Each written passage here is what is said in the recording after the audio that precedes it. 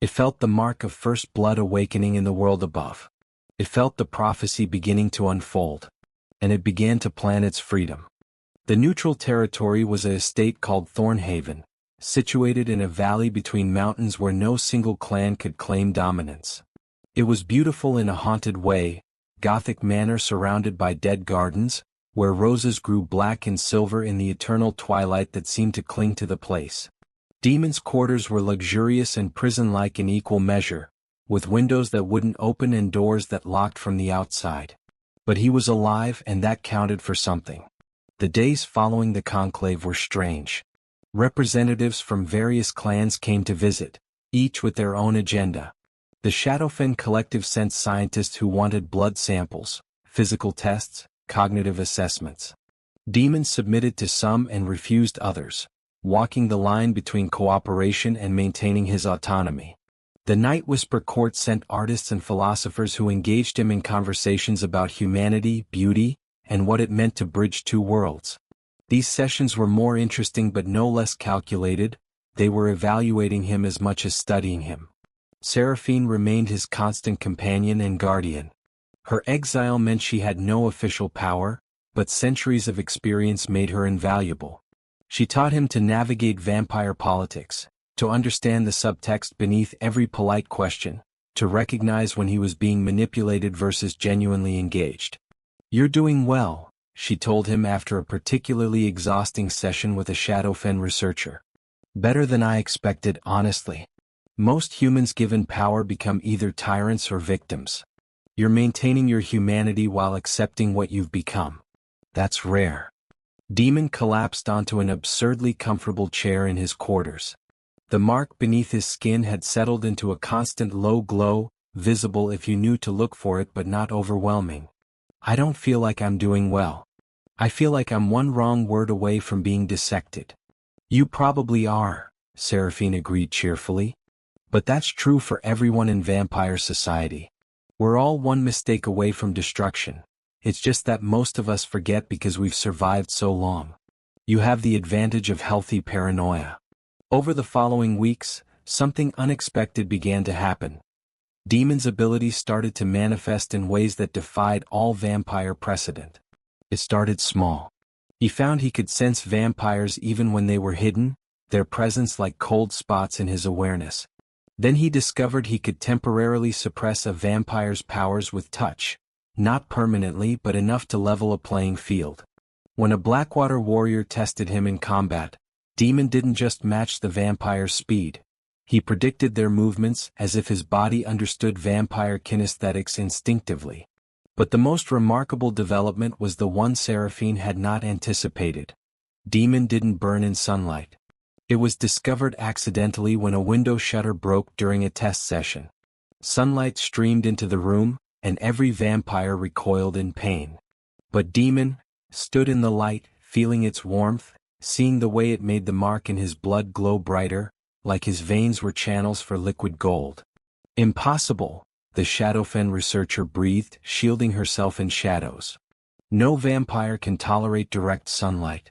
No creature marked with vampire blood." "He's not a vampire," Seraphine said softly, staring at Demon with something like awe. "He really is something new. A daywalker." The prophecy made flesh. Word of this spread through the supernatural community like wildfire. If Demon Cross could walk in sunlight while possessing vampire abilities, he was more than just a curiosity. He was a strategic asset, a weapon, a revolution. The clans that had voted for his death began to reconsider their positions, wondering if perhaps he could be controlled, utilized.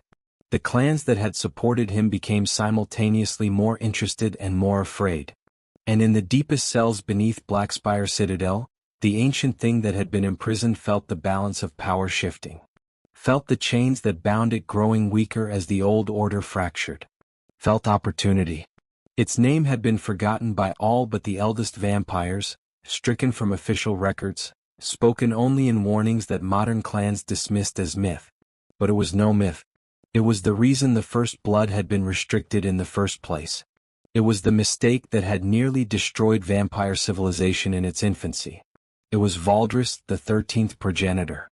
The first blood vampire who'd been judged and imprisoned rather than destroyed because even the combined might of all 12 clans couldn't deliver final death. And it was waking up. Demon felt it before anyone else did. A disturbance in his connection to vampire power, like hearing a discordant note in a symphony.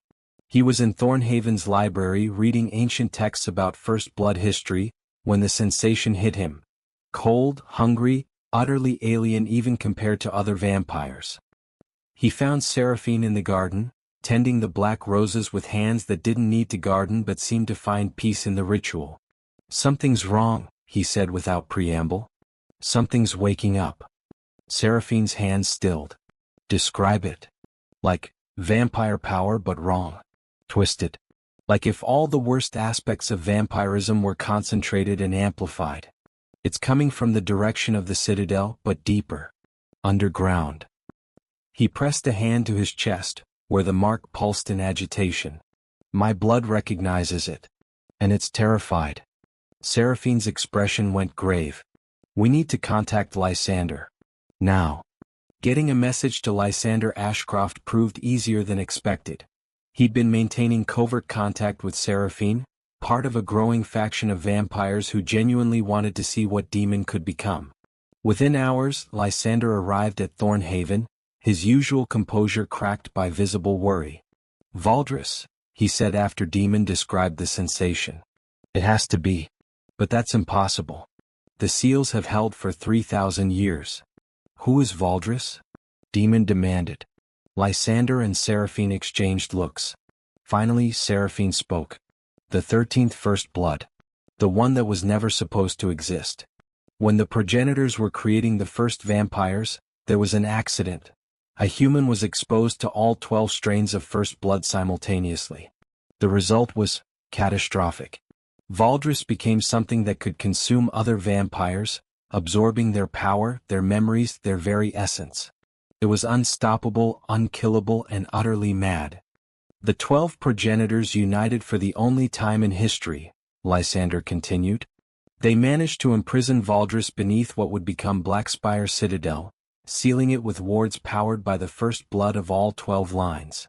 The seals were designed to last forever, growing stronger as the clans grew stronger. But if the clans are fracturing," Demon said slowly, "then the seals weaken," Seraphine finished. "Unity was the lock. Discord is the key. And your existence has brought more discord than we've seen in centuries. So this is my fault?" Demon felt sick. "I survived and now some vampire apocalypse monster is going to break free?" "No," Lysander said firmly. "This is our fault. The clan's fault. We built our entire civilization on a prison, and we forgot what we'd imprisoned because it was convenient to forget. We became complacent, divided, so focused on our petty politics that we let the fundamental purpose of our unity, keeping Valdrus contained, become irrelevant." Seraphine stood, her decision made. "We need to reinforce the seals. All 12 clans working together, which means we need to convince Mordecai to call an emergency conclave." "He'll never do it," Lysander said. "Admitting Valdrus is waking means admitting our division has consequences. Mordecai would rather let it break free and deal with the aftermath than show weakness." "Then we don't ask permission," Demon said. Both vampires turned to stare at him. "You said I'm the Daywalker, right? The bridge between worlds? If Valdrus was created by mixing all 12 first blood strains, and I was created by the original first blood, maybe I'm the only one who can do something about it. Maybe that's the real prophecy, not that I'll judge you for what you've become, but that I'll fix the mess you made before it destroys you." "That's suicidal," Seraphine said flatly. "Valdrus consumed vampires as food. You're marked with vampire blood, you'd be irresistible to it. Walking into that prison would be delivering yourself as an appetizer. Do we have another option?" Silence. The terrible silence of people who know the answer but wish they didn't. "There might be a way," Lysander said slowly. "The original prison wasn't designed to kill Valdrus. The progenitors tried that and failed. Instead, they created a binding that used Valdrus's own nature against it. It consumes vampire essence, so they made it consume its own power in an endless loop. But the loop requires maintenance, requires the unity of the clans to power it. If we could restore that unity even temporarily. How do we unite people who hate each other? Demon asked. Seraphine's smile was sharp. We give them something they hate more. We force them to confront Valdrus. To remember why they were united in the first place. And you, my marked revolutionary, are going to be the bait that draws them in. The plan was insane, but insane was becoming standard for Demon's life. They would infiltrate Blackspire Citadel, not openly, but through old access tunnels that Seraphine remembered from when she'd helped build the place millennia ago. They would reach the prison seals and deliberately weaken them further, enough to let Valdrus's presence become undeniable to every vampire in the region.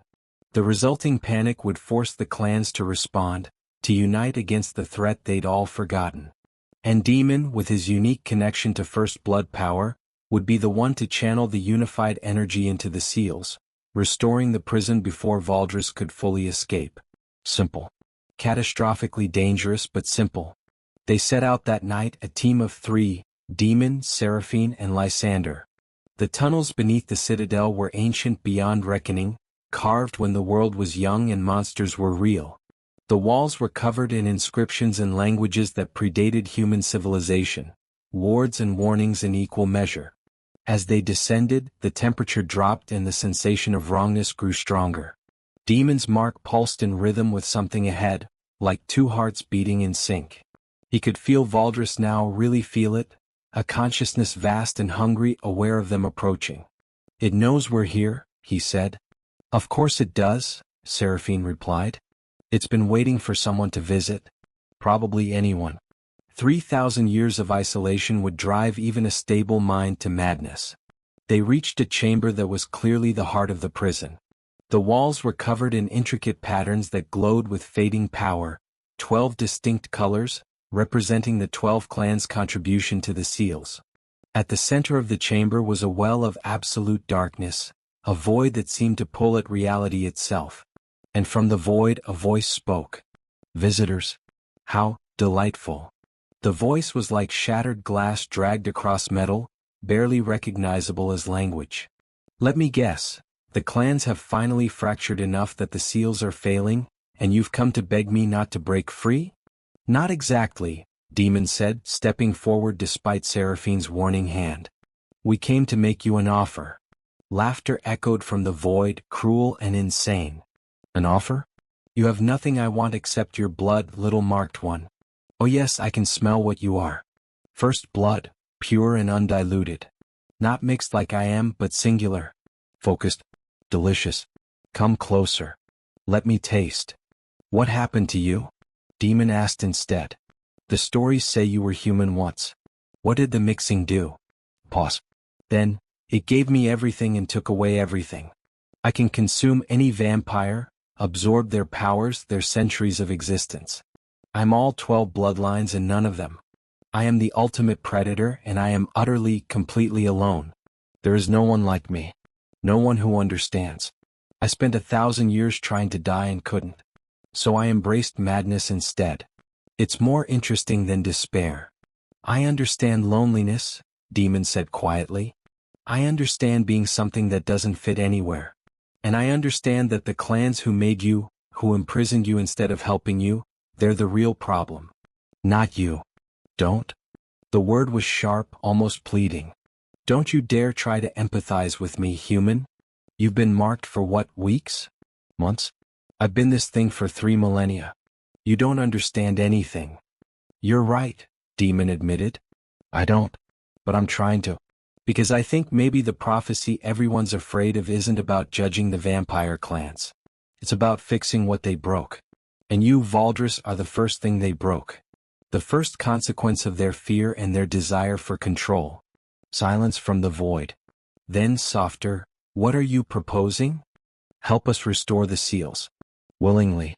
In exchange, we don't just imprison you, we find a way to give you what you should have had from the beginning. A place. Purpose. Maybe even peace. Demon knew he was promising things he had no power to deliver, but the alternative was letting Valdrus break free and consume half the vampire population. Work with us instead of against us. And if I refuse? Then you break free, kill a lot of vampires, and eventually they'll find a way to stop you. Maybe destroy you this time. And you'll die having never been anything except their mistake. More silence. Demon could feel Seraphine and Lysander's tension, could sense that the seals were minutes away from critical failure.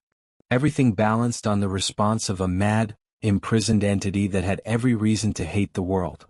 I accept, Valdrus said finally. Not because I believe you, but because I'm curious. And curiosity is the only thing that's kept me sane, relatively speaking, for 3,000 years.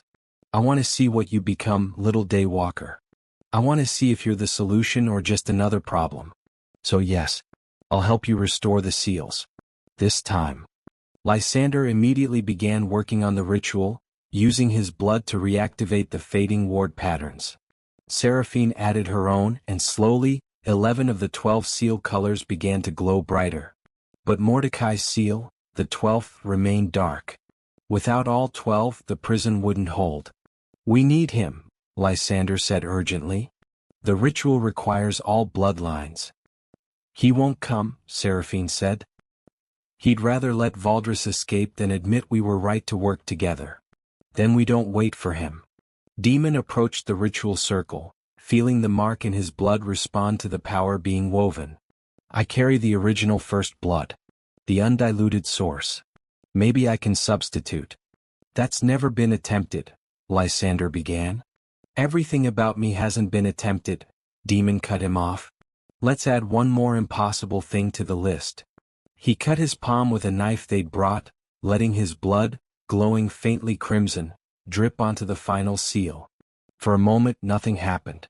Then the mark on his skin blazed with light so bright that the entire chamber was illuminated. The 12th seal activated, but instead of Mordecai's silver, it glowed with Demon's unique crimson. The ritual completed with a sound like reality sealing itself shut. The void at the chamber's center solidified, becoming a wall of force that pulsed with renewed power. Valdrus was secured again, but differently now, bound not just by law and fear but by choice and promise.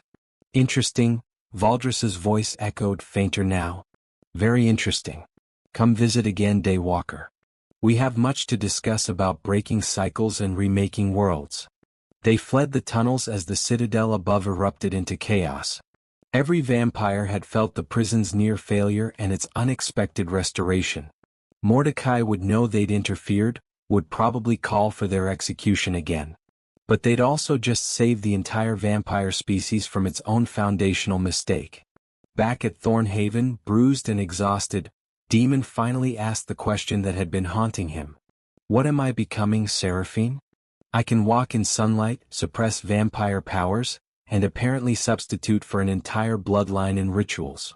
The first blood is changing me into something that's never existed before. Seraphine looked at him with eyes that held 3,000 years of history and countless mistakes. You're becoming exactly what the world needs you to be. Not a vampire. Not a human. But something that can heal the rifts between them. The clans are going to hate that. The other supernatural factions are going to fear it. And humanity will probably reject it because humans fear what they don't understand. But it's what's necessary. No pressure, Demon said again, his exhausted mantra. None at all, Seraphine agreed. Just the fate of multiple species and the potential reformation of supernatural society. Completely manageable for a bartender from the lower district. They laughed because the alternative was crying, and neither of them could afford that kind of vulnerability yet.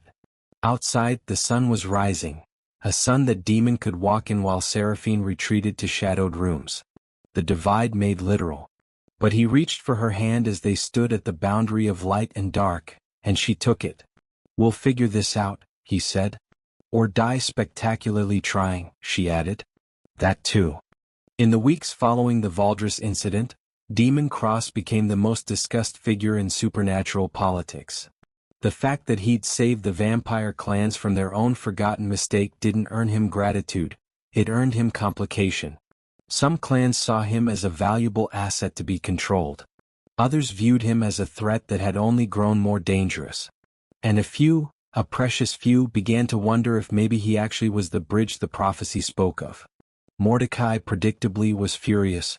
He'd called an emergency conclave to address the unauthorized interference with sacred containment protocols, which was vampire bureaucracy for, "How dare you save us without permission?"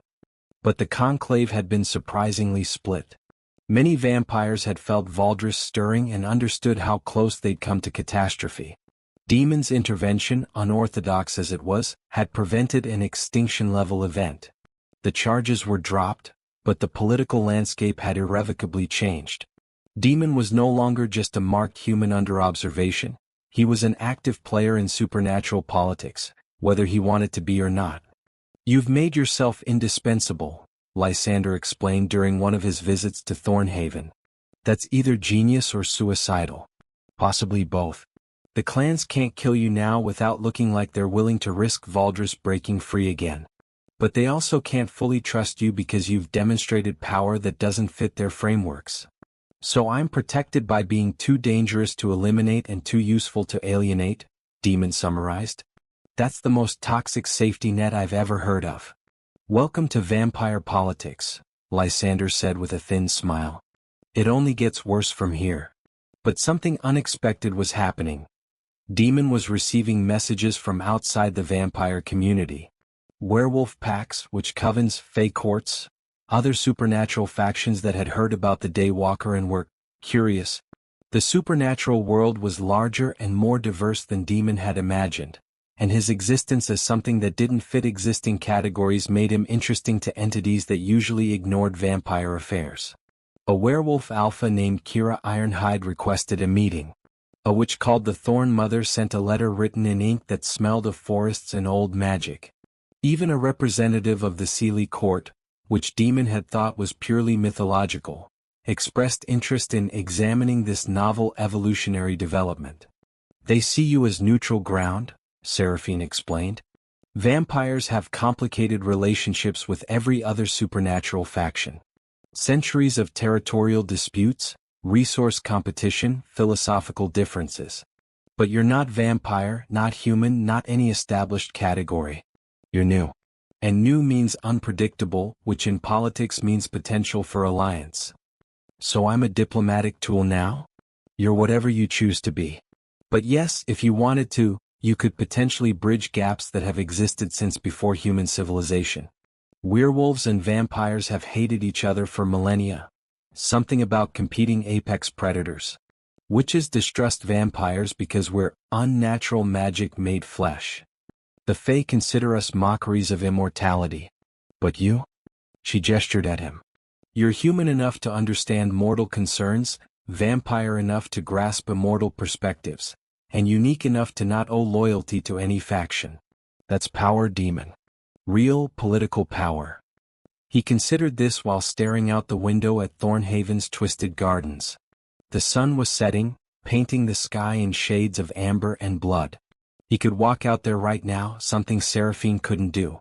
The divide made manifest. "I don't want power," he said quietly. "I wanted to live. To not die in an alley over a debt. Everything since then has just been survival." "I know. That's why you might actually succeed where others would fail. You don't want to rule, you want to exist. And that authenticity is more valuable than any political maneuvering." Seraphine joined him at the window, standing carefully in the shade. "But wanting and having are different things. You have power now whether you want it or not. The question is what you'll do with it." Demon made his decision. "I want to meet them. The werewolves, the witches, whoever else is curious. Not because I want to build alliances or play politics. But because if I'm supposed to be this bridge thing, I should probably understand both sides of what I'm bridging." Over the following months, Thornhaven transformed from a gilded prison into an unlikely neutral ground. The werewolf Alpha Kira Ironhide came first. A massive woman with amber eyes and a presence that radiated barely controlled violence. She circled Demon like prey, sniffing him, testing him with small provocations. But she didn't attack. "You smell wrong," she said finally. "Like vampire and human had a child, but the child is neither. My pack elders say you're an abomination.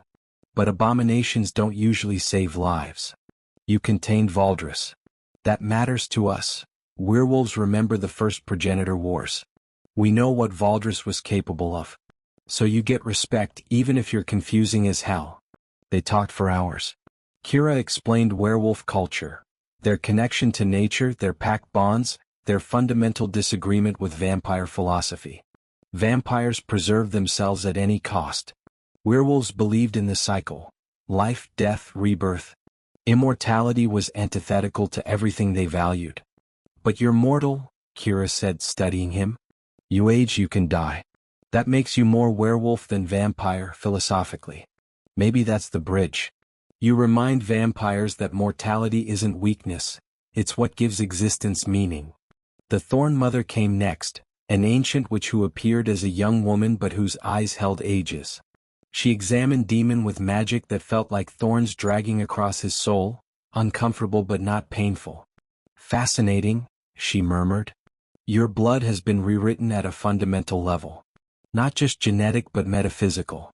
You exist in a state of quantum uncertainty, simultaneously human and supernatural until observed, and even then both states remain true. That should be impossible. I'm getting used to impossible, Demon said dryly. Then get used to this. The witch covens have been monitoring vampire activity for centuries. We've seen them stagnate, seen them become parasites on humanity. We've wanted to intervene but couldn't justify the war it would cause. But your intervention from inside their system. You're what happens when vampires make a choice that prioritizes life over law. That's hedge magic, dear boy. That's the kind of wild, wonderful chaos that witches specialize in. She smiled, and it was warm and slightly terrifying. We'll be watching. And if you need help making chaos, well, we know a thing or two about that. The Seelai representative was the strangest of all. They appeared as an impossibly beautiful person whose gender seemed to shift moment to moment, with eyes like captured sunlight and skin that reflected colors that didn't exist in normal spectrums. They didn't speak much, just observed Demon with an intensity that made even Seraphine uncomfortable. You've become a thin place, the Fae finally said. A location where the boundaries between worlds grow permeable. Humans walk toward supernatural. Supernatural walks toward human. In the space where you exist, both can meet without either being destroyed. This is rare. Precious. Dangerous. We will watch what you become with great interest. After each meeting, Demon felt simultaneously more confident and more overwhelmed. He was building a network not of allies exactly, but of interested parties. Entities that saw value in his continued existence, that wanted him to succeed not for his sake but for what his success might mean for the larger supernatural community. You're doing it, Seraphine said one evening, genuine pride in her voice. You're actually creating something new. In 3 months, you've made more progress towards supernatural unity than the clans have made in 3 centuries. I'm not trying to create unity, Demon protested. I'm just talking to people. Being honest about what I am and what I don't know. Exactly. That's why it's working. Every other attempt at unity has been through dominance, one faction forcing the others to comply. You're not forcing anything. You're just existing, and that existence is proving that cooperation is possible. She paused, then added quietly, I'm proud of you. I saved your life on impulse, hoping for change. But you've become something I couldn't have imagined. Demon felt warmth at her words, a connection that had grown from convenience to genuine affection. Seraphine was more than his sire, more than his teacher. She was his friend, possibly the first real friend he'd had who understood what his life had become. But not everyone was pleased with his diplomatic success. The attack came at dawn, which was tactically brilliant. Demon was vulnerable to exhaustion like any mortal, and dawn was when he'd naturally be sleeping. The assassins were professionals, sent by a coalition of conservative clans that had decided diplomatic bridges were dangerous to their power structures. They bypassed Thornhaven's defenses using insider knowledge, moved through the estate with military precision, and reached Demon's chambers before anyone could raise an alarm. 3 vampires, each specialized in rapid termination. They'd been given one job: kill the Daywalker before he could wake fully, before he could use any of his strange abilities. But they'd made one critical miscalculation.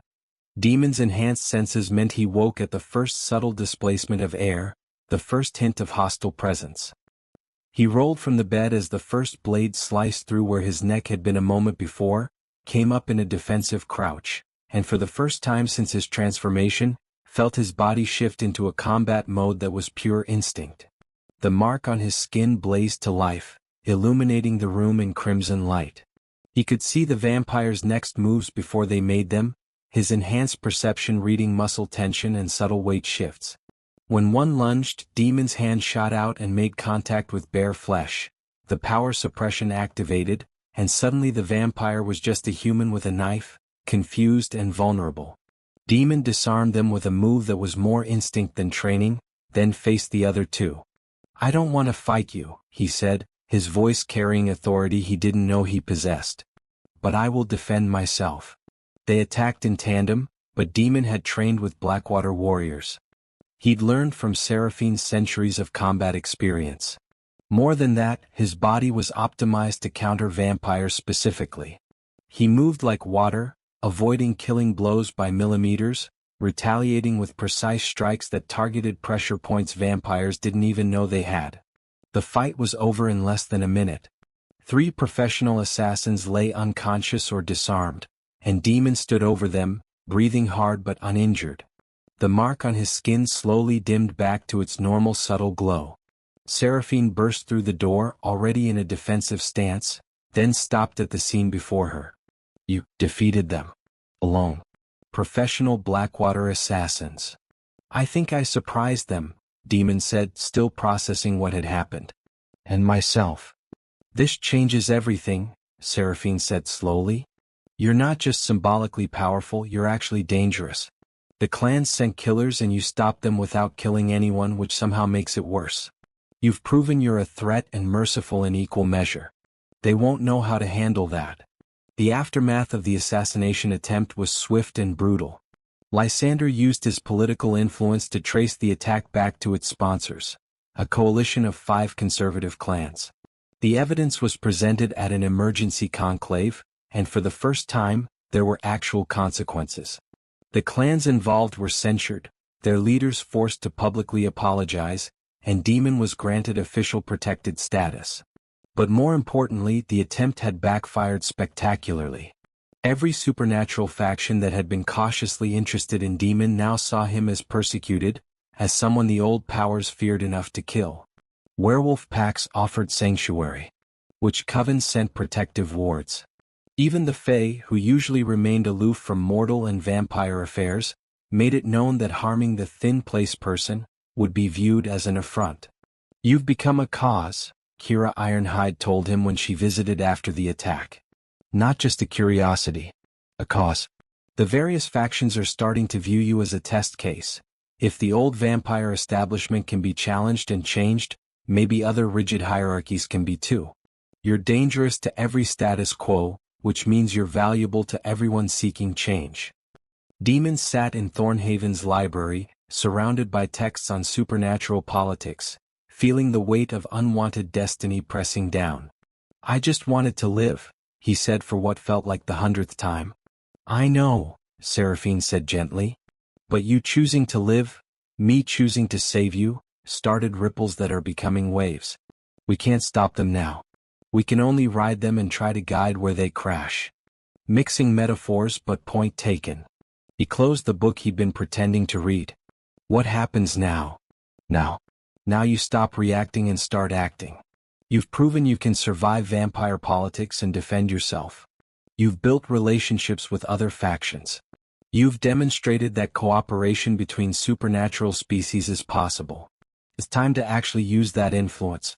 To propose something radical. Like what? Seraphine's smile was sharp and revolutionary. Like a council. Not of vampires but of all supernatural factions. A place where werewolves, witches, vampires, fae, and whoever else we've forgotten about can meet on neutral ground. With you as the mediator. The bridge made political. That's insane. They'll never agree to. 6 months ago you were dying in an abandoned church. Now you're having tea with werewolf alphas and being gifted protective magic by witch covens. Insane seems to be your specialty. Demon thought about it. Thought about all the conversations he'd had, the patterns he'd noticed. Every supernatural faction operated in isolation, protecting their own interests, viewing others as competitors or threats. But they all faced similar problems. How to exist in a modern world that was increasingly hostile to mystery, how to maintain their cultures while adapting to change, how to prevent extinction through stagnation. A council, he said slowly, where grievances could be addressed without war, where resources could be shared, where someone like Valdrus could have been helped instead of just imprisoned. Exactly. It would revolutionize supernatural society, undermine centuries of established power structures, probably result in assassination attempts from multiple directions. Seraphine's eyes gleamed. But it might also be exactly what the prophecy actually meant. Not judgment through fire, but judgment through evolution, forcing the supernatural world to grow up. Or die trying, Demon added. Or die trying, Seraphine agreed. So, my brave revolutionary, what do you say? Want to reshape the hidden world? Demon thought about Marcus, dying in a warehouse for witnessing something he shouldn't have. Thought about himself, bleeding out in a church because he'd taken on debts he couldn't pay. Thought about all the humans who existed in the margins of supernatural affairs, casualties of conflicts they didn't understand. And he thought about Valdrus, imprisoned for millennia not because of malice but because no one knew what else to do with something they couldn't categorize. Yeah, he said finally. Let's reshape the hidden world. But we're doing it my way. No more secrets, no more acting like I know what I'm doing. We're going to be honest about the fact that this is experimental and might fail spectacularly. Perfect. Honesty is the most radical thing you could possibly bring to supernatural politics. Seraphine stood, extending her hand. Partners in revolution? Demon took her hand, this ancient vampire who damned and saved him in equal measure. Partners in revolution. The sun rose over Thornhaven, casting light on gardens where black roses bloomed and two figures stood at the boundary of light and shadow, planning the impossible. Word would spread of their plan. Opposition would be fierce. Success was far from guaranteed.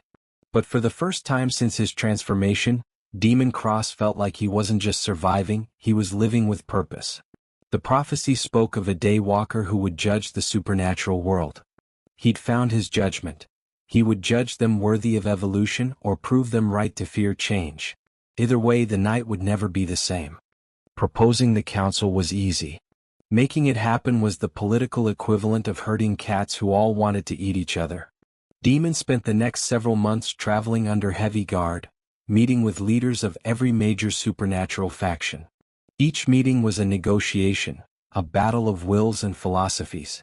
The vampires were resistant because it meant sharing power. The werewolves were skeptical because it meant trusting vampires. The witches were cautiously optimistic but demanded guarantees.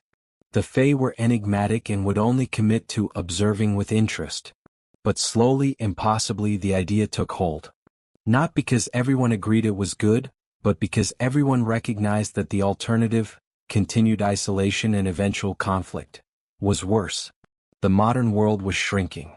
Supernatural communities were being discovered more frequently. Human technology was advancing to the point where hiding was becoming exponentially more difficult. Unity wasn't just idealistic, it was becoming practical necessity.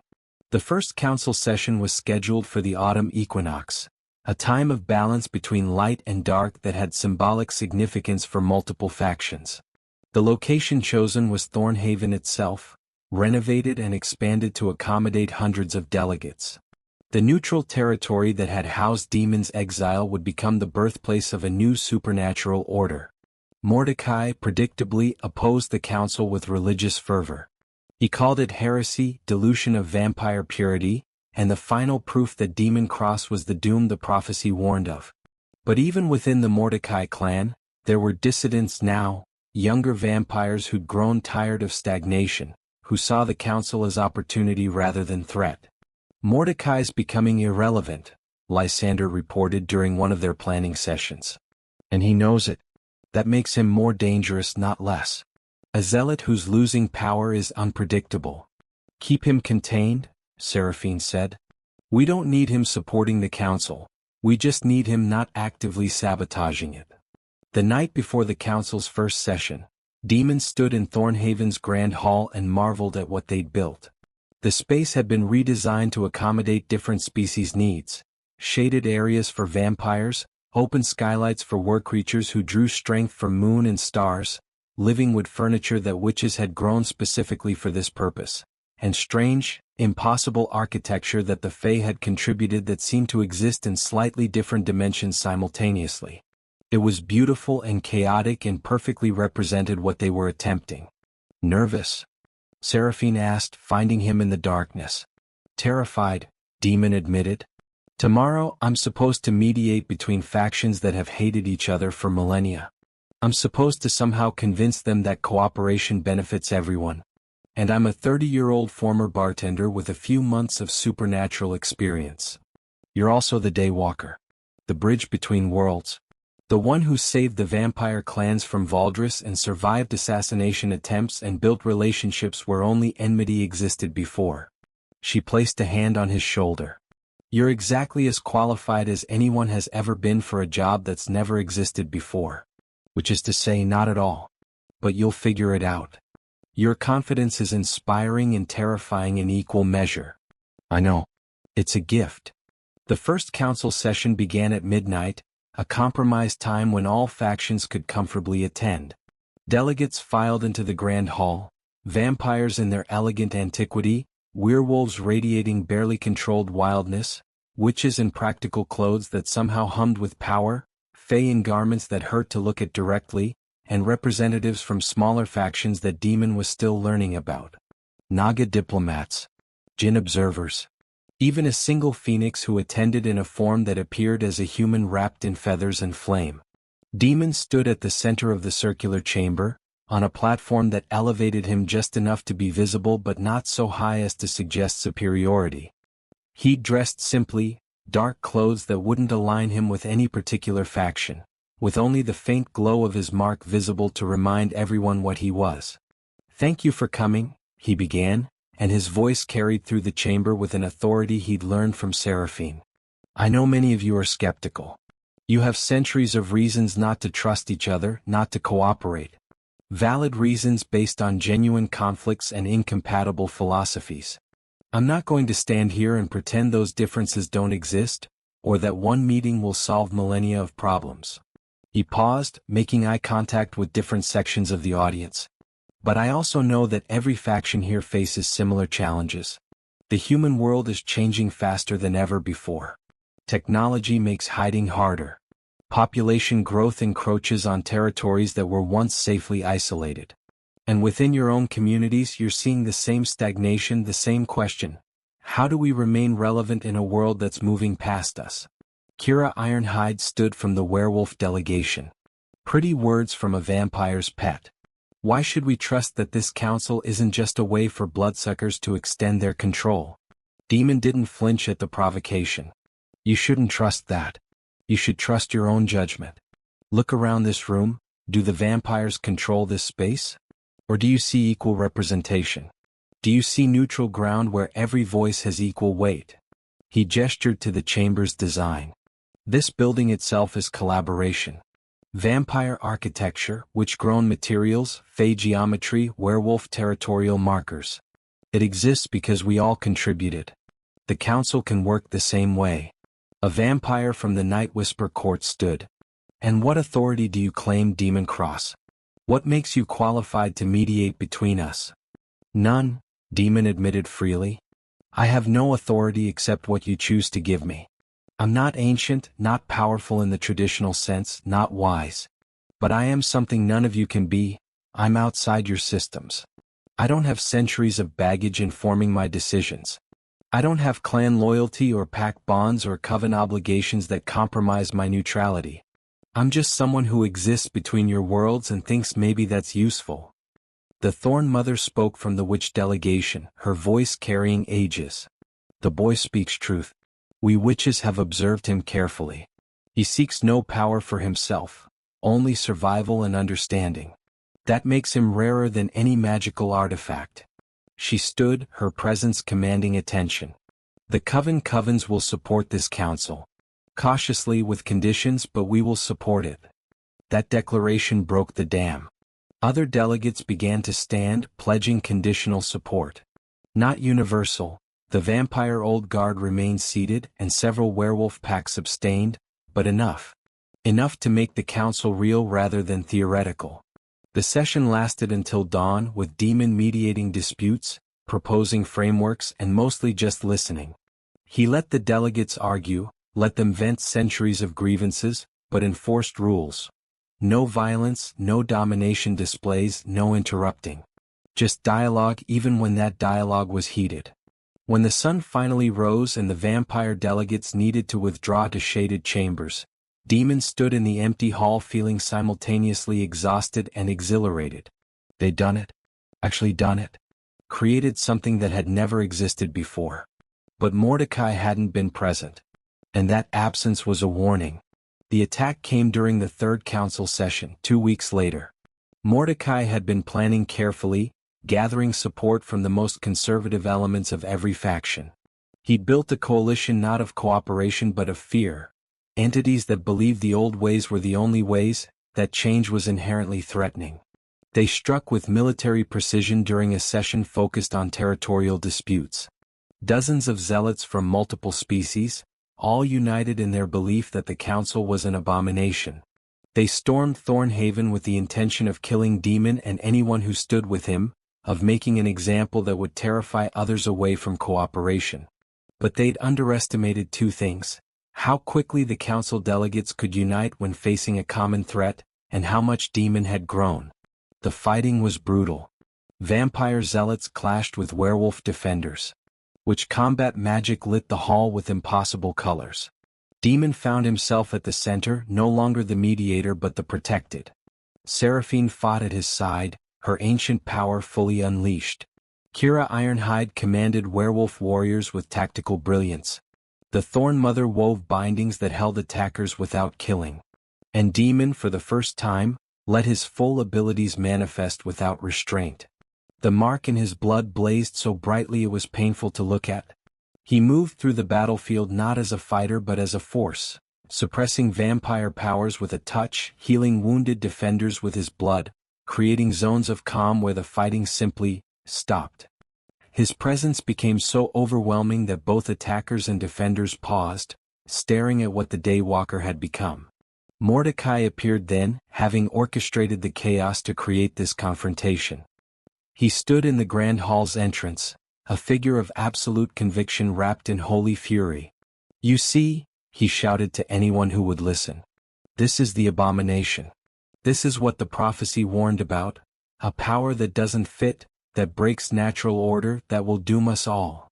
Demon faced him across the hall, the battle stilling around them. "You're wrong," he said, his voice carrying supernatural weight.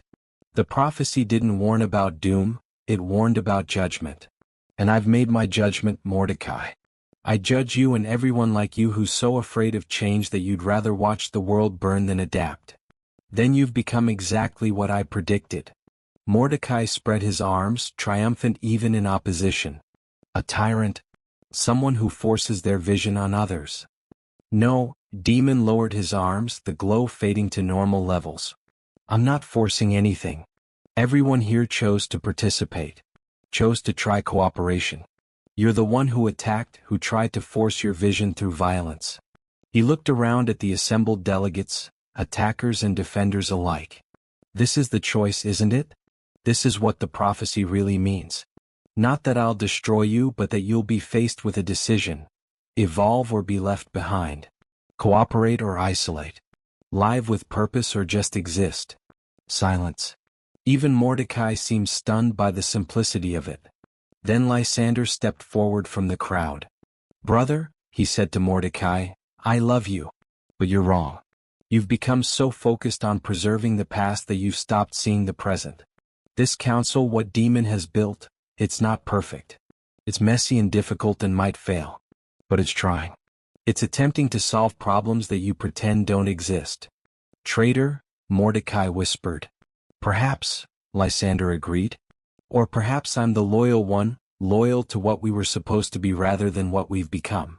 The First Bloods weren't meant to rule, they were meant to protect.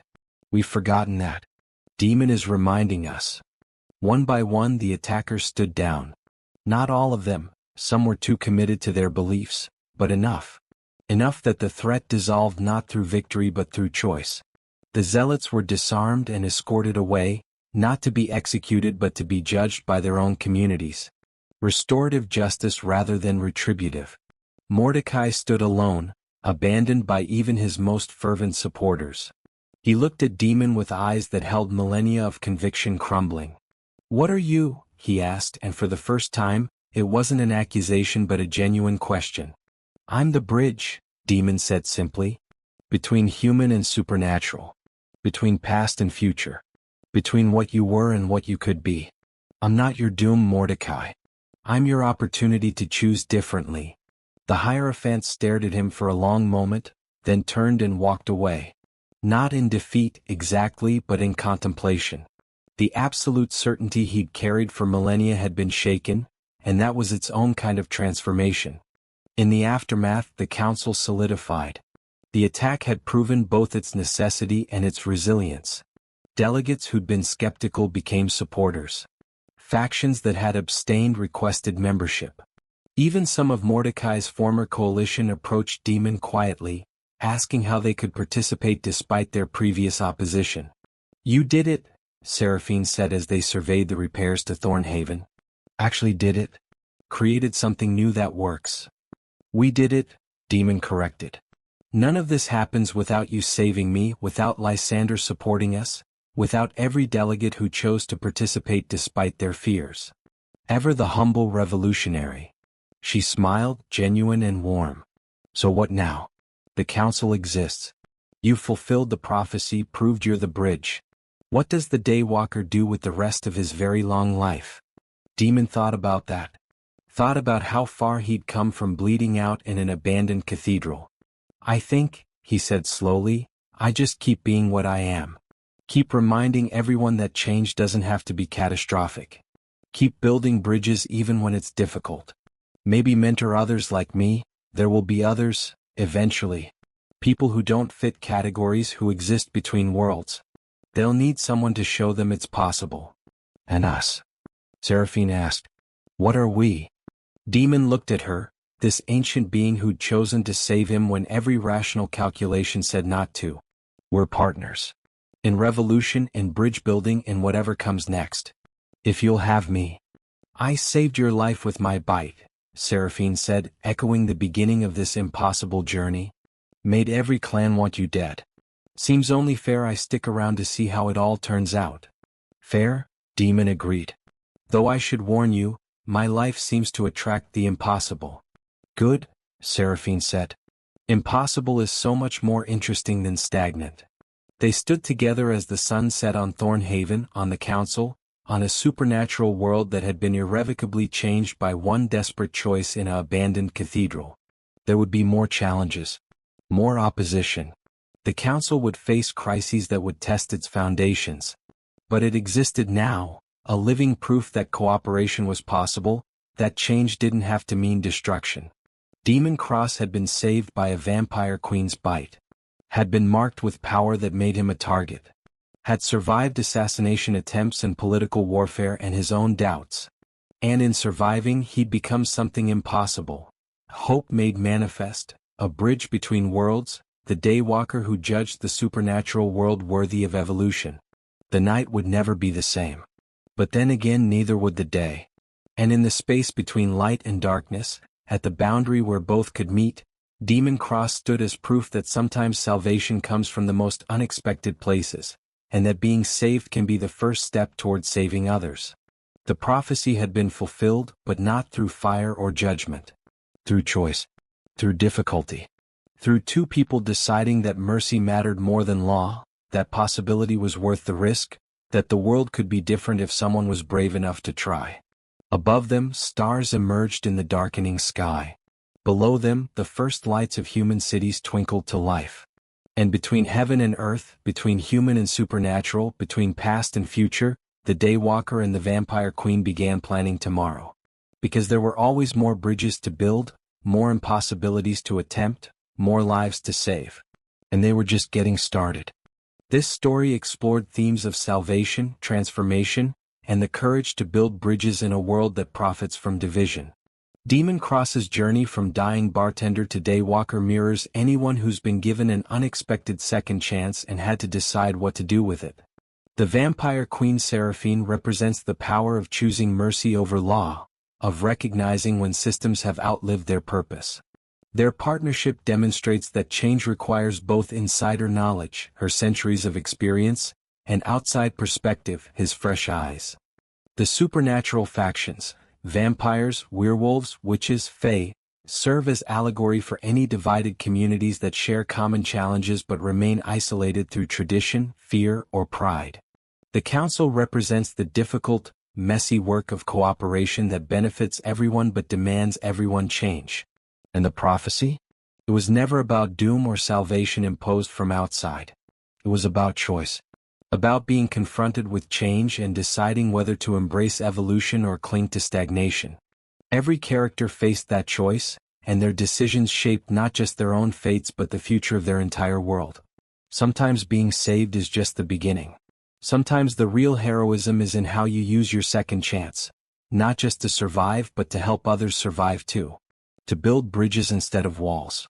To choose mercy over judgment even when judgment would be easier. Demon Cross was saved by a bite that should have killed him. But he saved himself by choosing to be more than what either fate or prophecy demanded. And in doing so, he proved that sometimes the most revolutionary act is simply being what the world needs, even when you have no idea what you're doing. The bridges between worlds are built by those brave enough to stand at the boundaries. The light and dark need not be enemies, they just needed someone willing to exist in both, and show others it was possible.